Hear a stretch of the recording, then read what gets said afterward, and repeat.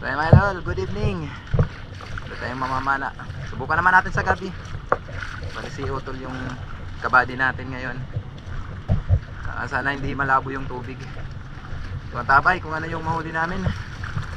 Ah! Yan o, potpot. Siya kay mamukot ko natin oh. Magalaw pa, magalaw pa. Magalaw pa. Sige, lusong na idol. Let's go, let's go. At dito isdang katambak mga idol ang unang samalubong o emperor fish. Yun, salamat, napuruan natin.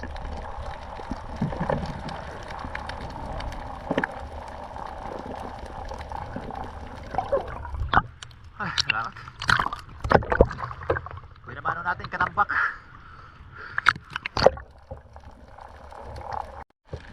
At sa patuloy nating paghahanap mga idol, may napansin akong isda dito sa ilalim ng table corals.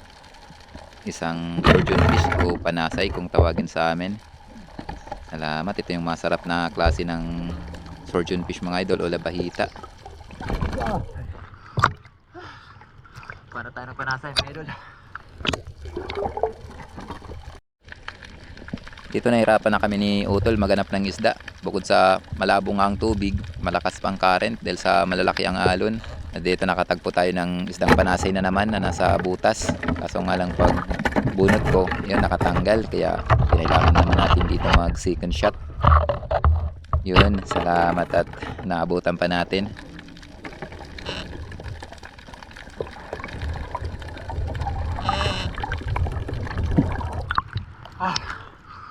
Another panasay. Naghanap yung panain Dito may napansin akong isdang pumasok dito sa butas na ito. Kaya dali-dali ko ng sinilip. Isa pala itong emperor fish na naman o katambak.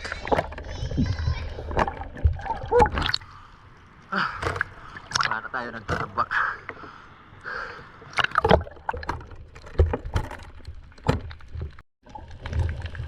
Hanap naman tayo mga idol.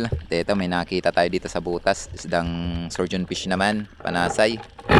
Yun, salamat. Napakadalang din ng sampa mga idol. Malabo na nga, madalang pang sampa. Pambira.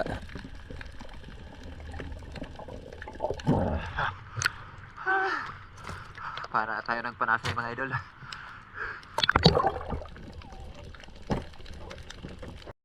At sa dive kong ito mga idol, finally nakatagpo tayo ng gumagapang na mamahaling nilalang sa dagat. Isang bamboo lobster. Yun, salamat na dakma natin. Salamat sa ating mahal na Panginoon at nakatagpo tayo nito. Kahit isang piraso lang, yun, makapambigas na tayo dito.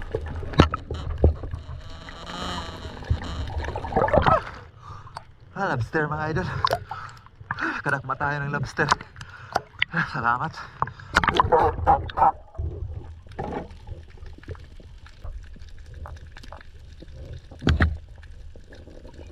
At dito isdang bukaw naman ang ating napana. Ayos na to pang ulam. Bali ito na nga pala mga idol yung last dive natin. Bali yung ibang isda hindi ko na nabidyohan. Umuwi na kami ni Utol dahil nilalamig na kami. Halos 4 na oras din kami na nag-dive. Para tayo ng bukaw mga idol. Pang ulam na. Pagkalamig mga idol. Na rin. Yan yung mga huli natin Ang piraso lang. Buti na lang at nakadakma tayo ng lobster. Binta natin yan mga idol. Grabe. Napakadalang. Palikuwi nga yan.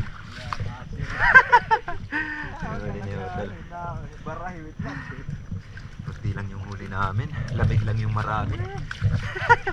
Sobrang labo kasi ng tubig. May area na sobrang labo. May area naman na malinaw-linaw. Kaya doon kami nakakaporma ni Utol. A few moments later. Mga idol yung mga huli natin Yung iba hindi na natin yan na-videohan. Na, mga pang ulam na. Hay.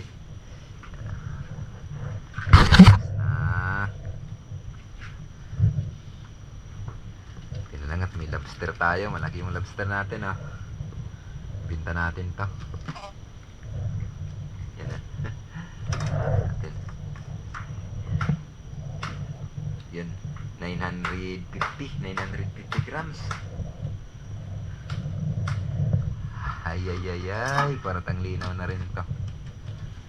Baka dito lang natin ito ibinta sa barangay, may bibili naman yan.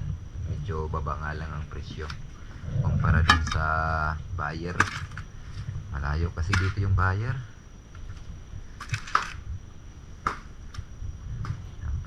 Binta natin ito. Paano ng kalating kilo ba? Right? Sobra. Gawin na lang natin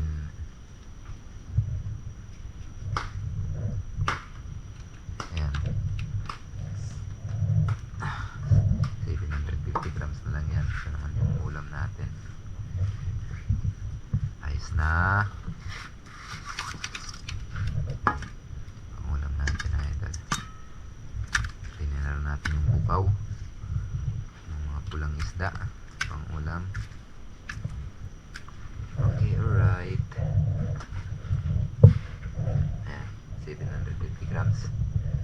Siya nga pala mga idol, yung kinita nga pala natin sa pamamana natin, buminta tayo ng 650. Bali yung lobster, nabayaran ng 400. Tapos yung isda naman natin, ginawang 1 kilo, nabayaran ng 250. Yan, malaking bagay na mga idol sa pang-araw-araw natin. So hanggang dito lang muna mga idol yung ating video. Maraming salamat po ulit sa inyong patuloy na pagsuporta at pagsubaybay. So kita-kits na lang tayo sa next upload. So bawi na lang tayo pag maganda na yung dagat. Mabuhay po tayong lahat and God bless.